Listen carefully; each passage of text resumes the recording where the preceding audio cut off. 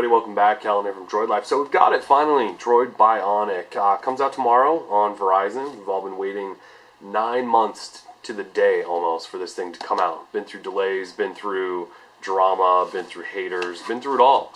And it's finally here. Got our hands on it. We're going to do a quick unboxing. Obviously there's not a lot of stuff you don't know about it. You probably just want to hear our opinions on it.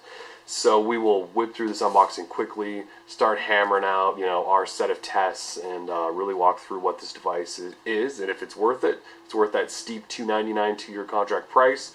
You should not wait for the Vigor or the Droid Nexus Prime and get this, or if you should skip this and wait for those. We'll sort of hammer on all of that just to make sure you guys are getting the right phone and all that. So anyway, retail packaging. Fancy Droid packaging. We've seen this before on the Droid Charge, this sort of new style. Thank God they've changed it up a little bit since the Droid X and those boxes. They were getting a little stale. So anyway, slide that cover off. Droid Bionic. And there it is. Finally in the flesh, the Droid Bionic. We finally get a look at it, finally get to hold it.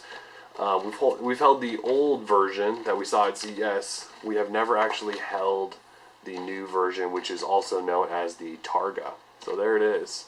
We'll skip that for just a second. What else in the box? Like you really care. Micro USB charger, manuals. That is pretty much it. Slide all that over, get back to the device. So here it is, Droid Bionic. Basically first time holding in hand, I will say that actually feels really nice. It does sort of feel like a Droid X, Droid X2. Basically the same build with the hump in the back, just not as dramatic. Feels really light. I know we've listed the specs on how light it actually is, but it definitely feels a lot lighter than it's supposedly than it actually is. So it's lighter than the Thunderbolt, lighter than the Droid 3. I believe it's about the same as the Droid X, Droid X2.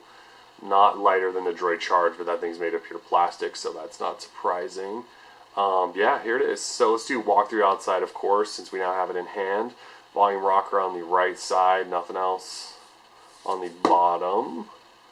Well, we do have a microphone on the back there. Hold on, let me adjust camera. We do have a microphone right there on the back. And then on this right side is where your HDMI and micro USB are, so you can dock this bad boy and all the web top accessories and all that fun stuff. And on the top is your lock switch, which is on essentially, and a noise cancelling mic it looked like. Maybe not. Just a headphone jack, sorry, lost train of thought there. The lock switch, which is on the far, I guess if you're holding the device, it's on your far top left. Could be sort of odd getting your finger up there to click that. Really wish Moto would go with the side switcher that Samsung uses. It's much easier to do. Anyway, on the back is your 8 megapixel shooter, 1080p video, autofocus, flash, all that goodies. Speaker on the back, there's that microphone again. Your 4G LTE logo, first Verizon dual-core 4G LTE phone. There's your Verizon logo, Google logo. It's definitely not Bing or anything weird like that. Moto logo. And on the front then, you have your 4 soft keys, which they're sort of hard for me to show you, but they seem a lot bigger than they have on devices in the past. They also feel a little bit bigger when you're pressing them, which is kind of cool. There is that famous silver chin. Doesn't feel or look odd really to me now that I have it in hand. There is your front-facing camera up top, and it's just VGA. It's not 2 megapixel like some rumors were floating around saying. It's definitely VGA.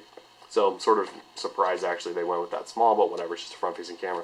4.3-inch QHD display. It is definitely Pentile Matrix. We'll get into that in a little bit. That's pretty much it. It does have sort of this weird lifted edge. Can you see that right there? That's going to be a lint trap machine right there. So we'll see how that does. You can definitely get a good view of it right there. Moto logo, front camera. And yeah, let's power it on. Stop talking about all this boring garbage. See how fast it boots up. I'm not going to lie, it has been booted up before. I skipped the activation process, as I always do, since that is the most boring part of any unboxing video. But it skipped that so we can jump all the way through into the device. So let's see how fast it boots up after booting up once before. There's that dual core. So OMAP processor, not Tegra 2. Nothing else. Just it's an OMAP for dual core 1 gigahertz. We've got phones coming out that are higher than that at 1.2, 1.5 gigahertz.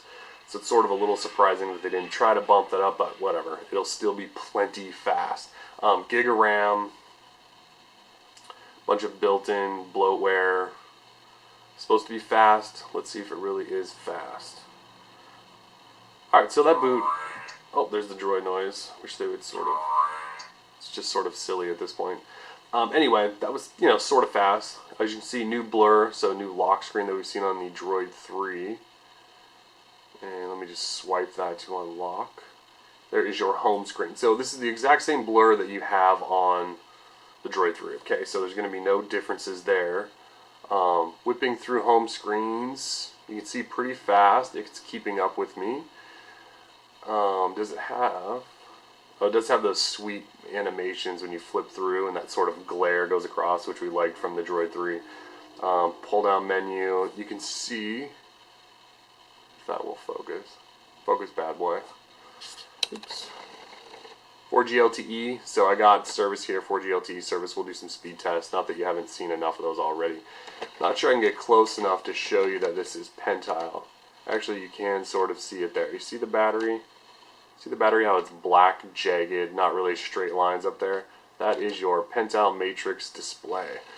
So, you all know how we feel about that. I will say, this is obviously just a quick first impression, that it doesn't look like as bad as the Droid X2 did. It looks sort of like the Droid 3.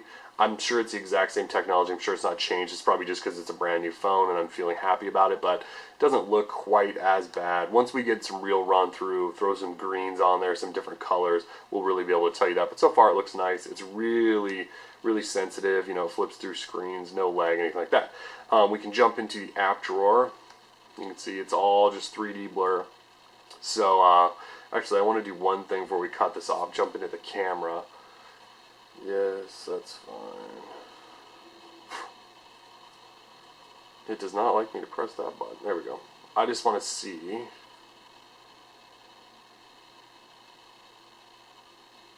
Really quick how fast and nice of pictures it takes. Remember with the Droid 3 we had that sort of blue tint.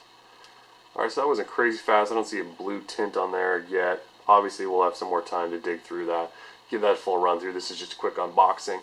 Let's go ahead and lock that real quick. Like I said, you've seen blur. Let's compare it to some other devices real quick. Okay, Droid X, which is the exact same as the Droid X2 essentially. Let's look at thickness. So you can see the bottoms there. It's definitely a little bit thicker than the Droid X. Weight-wise, feels maybe a little bit heavier. Actually, no, it doesn't. Feels nicer in hand. Let's go ahead and look at the Thunderbolt, aka the tank. See thickness there. They look sort of similar, but the Droid X is definitely a little bit thinner than that. Also, HDMI port's nice. Definitely weighs a lot less than the Thunderbolt in the old hand test. Here it is next to the Droid 3. You can see it is, you know, it's definitely thinner than that. Definitely weighs less. Feels nicer in hand. And the Galaxy S2, which you are all upset, including myself, that did not come to Verizon.